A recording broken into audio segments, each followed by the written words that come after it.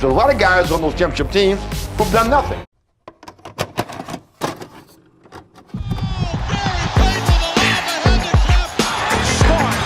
Hey guys, this is Dominique Wilkins. Hey, this is Sean Kemp. This is Gary Payton. Hey, this is Pau Gasol. NBA fans, what's up? This is Vince Carter here.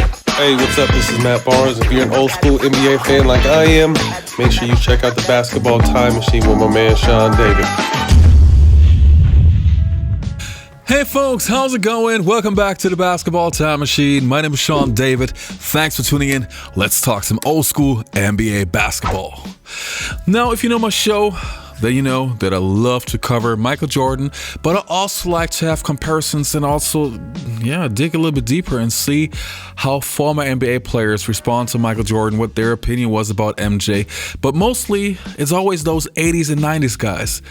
But in today's episode, I want to take a look at Wilt Chamberlain and his relationship and his thoughts about Michael Jordan and how he had a very interesting point of view. But before we start with that, let me ask you guys for a small favor.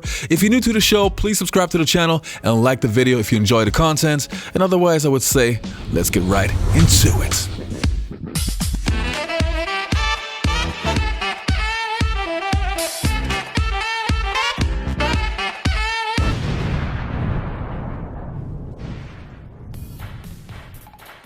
Now, as we all know, Wilt Chamberlain died a long time ago, so obviously we haven't seen him in the 2000s, and he basically also missed a big portion of Michael Jordan's career. And the interesting part is that he seemed to have changed his mind about Michael Jordan over the years, and it seemed like the better Michael Jordan got, the more Wilt Chamberlain had to say. But I want to show you some clips just to give you a perspective of what his thoughts were, and then I will comment on it and give you my opinion. Let's take a look at Wilt Chamberlain's clips first. Well, you know what? I'm glad you said that because you see, the mentality of the fan today is wonderful, and they've learned to accept showbiz. Right. And Michael is the epitome of showbiz, along with that great talent. During my time, if you did a 360, first of all, the opposition would take it as an insult that you would try to do something like that against them. The coach on your own team, if you weren't at least 90,000 points ahead, would bench you. And the fans would look at you like, well, he's the biggest hot dog in the world. So you're saying Michael Jordan back then would have been on the bench the whole time? Absolutely, being considered a hot dog. Think about that, and that's the truth. Really? But now in Chicago, if he doesn't give you one of those 360s you're talking about, right, even though their team is 90 points ahead, right, they're looking for something spectacular. The fans will turn on you. Right, you're right. Back then it was more about teamwork, working together. Absolutely. It bothers you when people talk about him as being the greatest player of all time. Well, it bothers me because we all have our opinions, and I don't think that, commensurate with what he's doing, what he's done, and how the game is going today, that he's better than a number of people. I contend Michael Jordan is the greatest basketball player who ever lived. I would put you number 2, only because you only won 2 championships. Now, people are going to say, well, you know what, he had a lot of stats and this and that. You won 2 world championships, okay? I have a friend of mine who I talk to about once a week.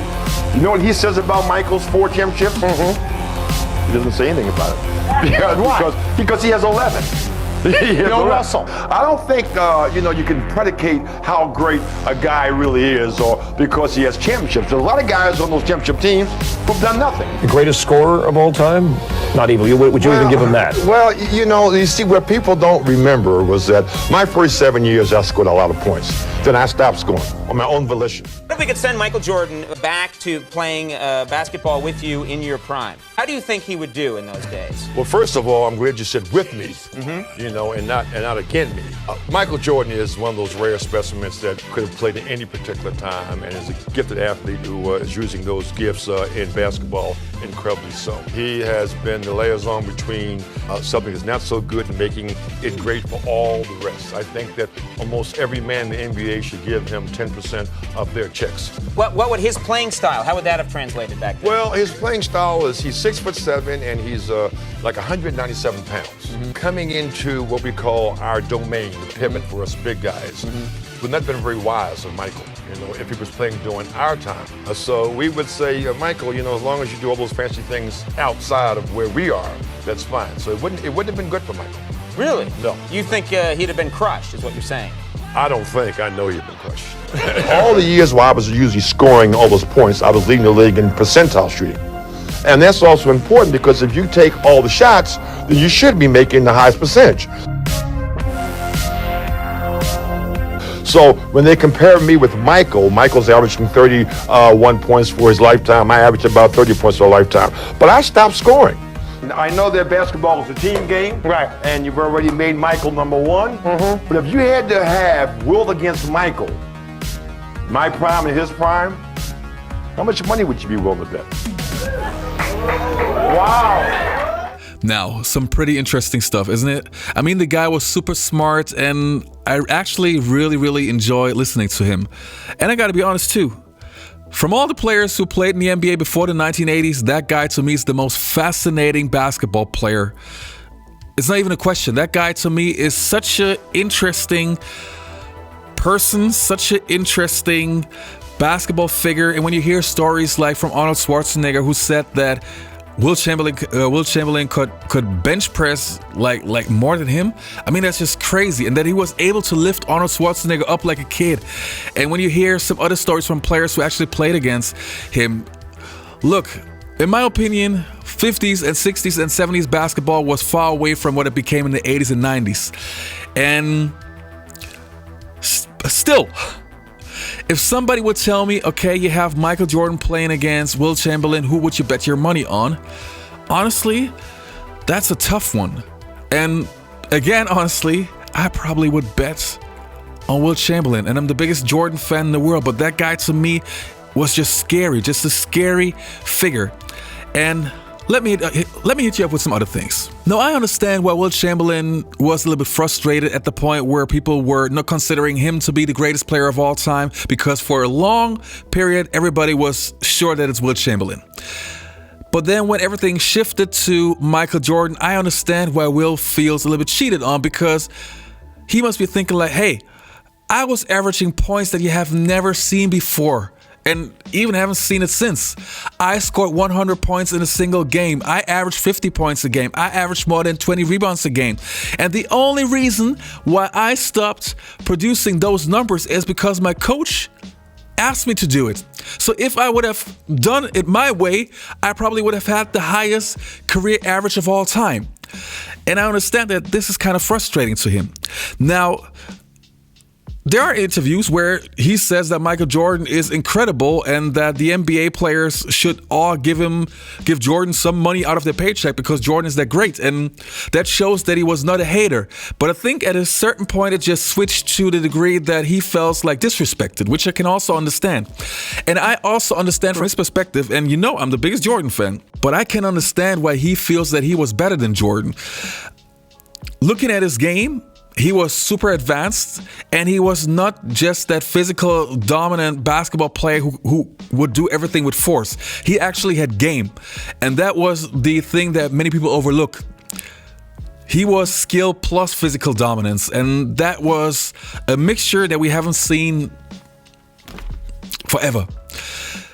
If Michael Jordan would have played against Wilt Chamberlain, I would say yes, Wilt would win against him. Does Wilt Chamberlain have more value than Michael Jordan on the basketball market, so to speak? No. I would say Michael Jordan is slightly superior than Wilt Chamberlain from a value standpoint. But I want to make sure that all the fans in the world around the basketball globe know that Wilt Chamberlain was a special player. And yes, I've never seen him play live. I've only seen entire games, a lot of them though. But I can see why he believes that he also would have been better in the 90s or in the future, because that is in the 50s and 60s, and even in the 70s, the basketball game, the balance of spacing wasn't there. Just like I feel like the spacing in the 90s was perfect, and just like I feel that the spacing in today's NBA is terrible, too much. Back in the 50s and 60s, it was too crowded in the paint. And I think, or I understand why he feels that Jordan would have had it tough, because it's just so crowded in there. Still, I believe Jordan would have found a way, because Jordan is Jordan.